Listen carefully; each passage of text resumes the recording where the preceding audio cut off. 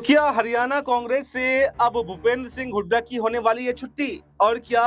यहाँ पर नेता प्रतिपक्ष की कमान किसी नए चेहरे को मिलने वाली है, या फिर कुमारी सैलजा के किसी समर्थित विधायक पर राहुल गांधी भरोसा जताएंगे? जी हाँ, नमस्कार। नेक्स्ट 9 न्यूज पर आपका बहुत बहुत स्वागत है और मैं हूं आपके साथ वफा अब्बास। इन दिनों जब से कांग्रेस का अधिवेशन गुजरात के अंदर समाप्त हुआ है, उसके बाद में सबसे ज्यादा अगर फूट कहीं यानी गुटबाजी कहीं कांग्रेस के अंदर देखने को मिल रही है तो वो है हरियाणा। और इस गुटबाजी का असर ये हुआ कि यहाँ पर जीती हुई बाजी भी कांग्रेस ने गंवा दी। यानी 6 महीने पहले जो चुनाव हरियाणा के अंदर हुए थे उसमें तमाम ही एग्जिट पोल जो है वो कांग्रेस को जीता हुआ दिखा रहे थे, लेकिन वो जीती हुई बाजी आपसी गुटबाजी के अंदर यानी कुमारी सैलजा और भूपेंद्र सिंह हुड्डा आमने सामने थे और सीएम पद से कम पर मानने को राजी नहीं थे। तो ऐसे में यहाँ पर पार्टी को इसकी हार का खामियाजा भुगतना पड़ा। ऐसे में अब नेता प्रतिपक्ष को लेकर भी कुछ वैसा ही देखने को मिल रहा है। यानी 6 महीने बीत जाने के बाद भी इतिहास में पहली बार ऐसा हो रहा है हरियाणा के अंदर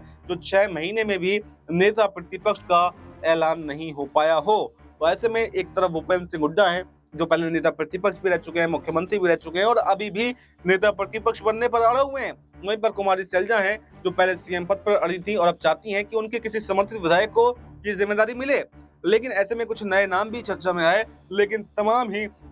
नामों को दरकिनार करते हुए अब ये रणनीति कांग्रेस कर रही है कि कैसे आखिर सब लोगों को एकजुट किया जाए। अगर यहाँ पर भूपेंद्र सिंह हुड्डा को वापस से बना देते हैं नेता प्रतिपक्ष, तो एक तो भूपेंद्र सिंह हुड्डा पर जो हार का कलंक है वो भूपेंद्र सिंह हुड्डा पर लगा है कि 3 बार करारी हार एक साथ यहाँ पर हरियाणा के अंदर हो गई है और वो कहीं ना कहीं पार्टी को संगठित करने में भी विफल रहे हैं, क्योंकि जब कुमारी सैलजा अलग भाग गई, सुरजेवाला अलग भाग गए, तो पार्टी को संगठित करने में भी भूपेंद्र सिंह हुड्डा यहाँ पर कमजोर रहे हैं। तो ऐसे में पार्टी ऐसी रणनीति बनाने की कोशिश कर रही है कि सबको बांधकर आखिर कैसे रखा जाए, क्योंकि ना तो भूपेंद्र सिंह हुड्डा अगर पार्टी छोड़ देते हैं या बगावत करते हैं तो ये भी कांग्रेस की इच्छा नहीं है, और कुमारी सैलजा जाती है, सुरजेवाला जाते हैं तो ये भी बिल्कुल ठीक नहीं है।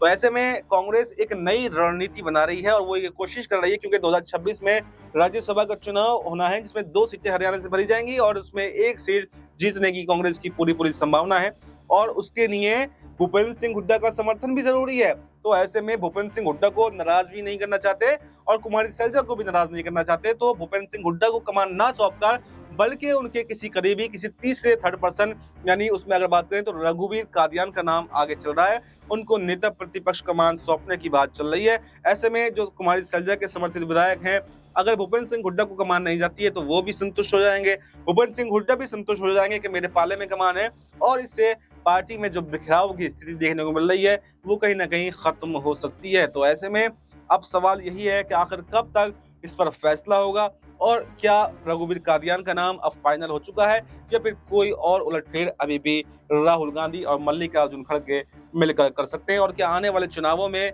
यहाँ पर कुछ बड़ा उलटफेर क्या राहुल गांधी और मल्लिकार्जुन खड़गे हरियाणा के अंदर करते हुए दिखाई देंगे, या फिर पार्टी और भी ज्यादा गुटबाजी का शिकार हो जाएगी और हरियाणा की तरफ जो है 2 गुटों में बंटती हुई दिखाई देगी। ये देखना काफी दिलचस्प होने वाला है।